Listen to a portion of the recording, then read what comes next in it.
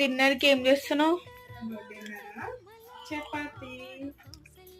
Hi friends, ఈరోజు మా dinner వచ్చి స్పెషల్ మా ఆయన చపాతి. అలాగే అయిపోయినాయి, ఇంకా 2 ఉన్నాయి చపాతి చేయడము.